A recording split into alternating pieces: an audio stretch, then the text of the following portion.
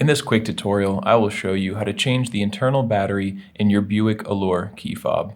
This process is really easy to do, and all you will need is one of these CR2032 batteries. You can get those online. I will leave a link down in the description, so you can get one on Amazon if you are interested.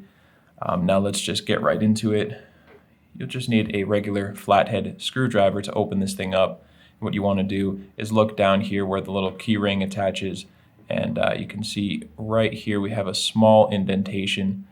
It can be hard to see, but there is a little slot in along this seam here, and we're just going to put our flathead screwdriver in there.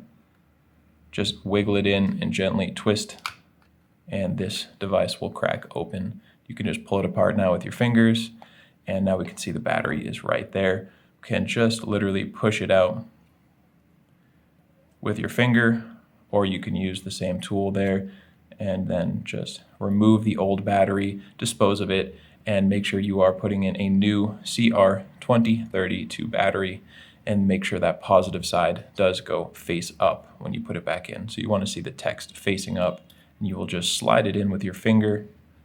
Once it's secure in there, you can just click the two halves of the key fob back together, and you are done. That's how easy it is. I hope that was helpful for you, and if it was, feel free to leave us a like or let me know down in the comment section. And if you ever need help with another one of your key fobs, we have videos here on YouTube for pretty much every make or model you could imagine. And we also have a website where we give you all this information and more. You can visit us over there at fobbattery.com.